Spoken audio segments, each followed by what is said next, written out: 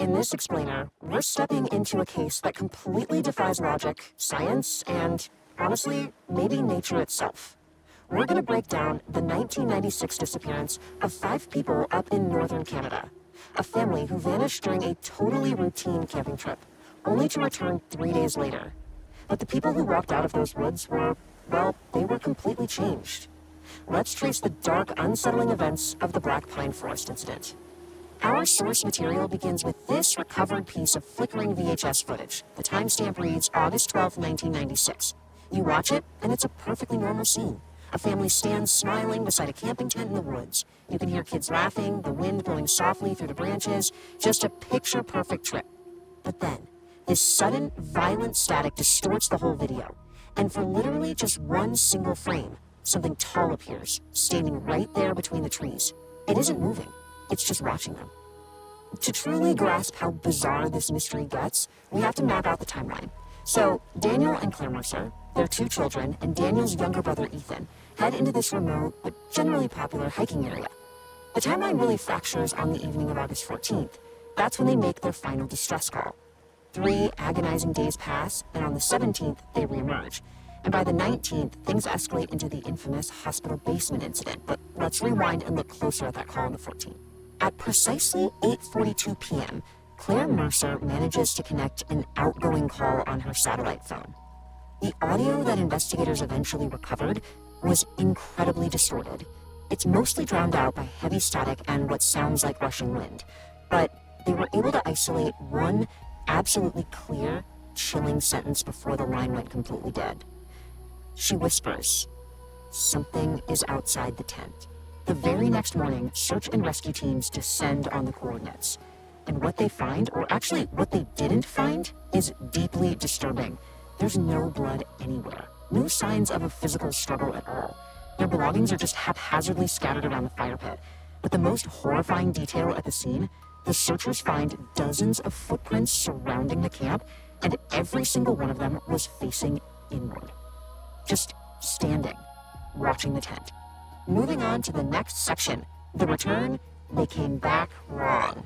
So 3 days go by, the massive search yields absolutely nothing. Then, out of nowhere, the Mercer family simply walks out of the dense trees and right onto a nearby highway. But the people who came back, they came back wrong. They were barefoot, completely silent, and profoundly disoriented. Medical teams immediately documented these bizarre physical and psychological changes. I mean, think about it. Normal people blink, right?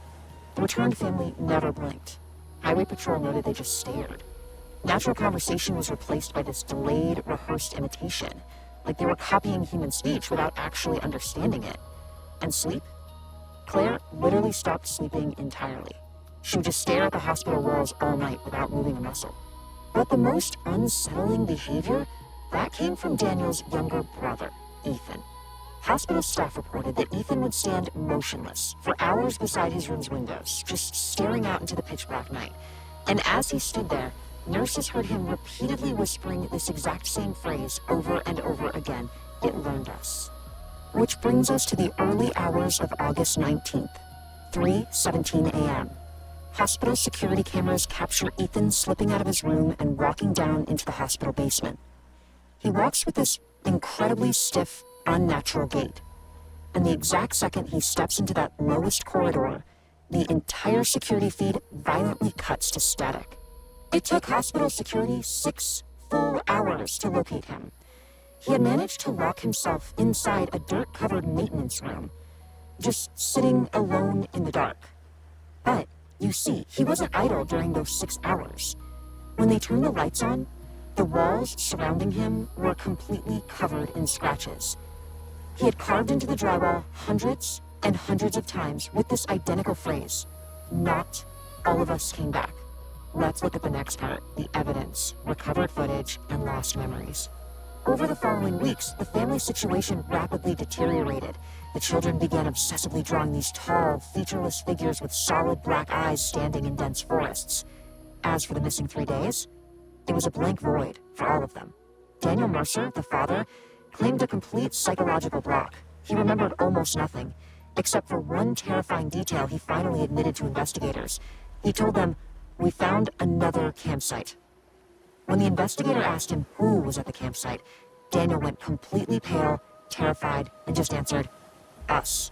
Now, months later, police actually managed to locate the family's damaged camcorder deep out in Black Pine Forest.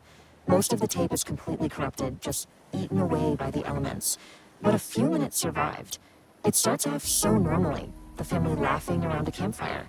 But then, the camera whips toward the tree line. The footage clearly shows a tall shape standing motionless between the branches. It's too thin. It is way too tall to be human. In the video, the figure moves behind a tree. Then, as impossible as it seems, it just appears significantly closer to the camera. It didn't walk. The footage shows it just appeared closer. You can hear the cameraman, probably Daniel, whisper in sheer terror, "Who's that?" The camera starts shaking violently. You can hear the kids in the background starting to cry. Then the audio completely distorts. It rises into this horrific crescendo of static and total panic. And right over the noise, Claire Mercer's voice tears through, screaming at the top of her lungs, "Don't let them speak to you."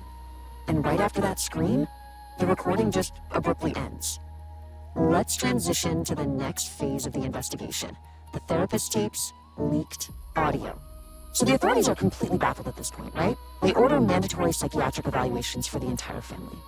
Decades later, audio from these court-ordered therapy sessions was actually leaked anonymously online, and they provide the absolute most chilling insight into the psychological horror of this case, especially the tape involving Ethan Mercer. In the recording, the therapist directly asks Ethan what happened in the forest. There's this incredibly long, agonizing silence on the tape. The notes attached to the leaked files state that Ethan didn't answer right away. He just looked at the therapist and smiled, but the note specifically describes it as an unnaturally wide smile, the kind of smile from something that doesn't quite know how human facial muscles are supposed to work. And then, maintaining that impossible, stretched smile, Ethan delivers the single most unsettling revelation of the entire investigation.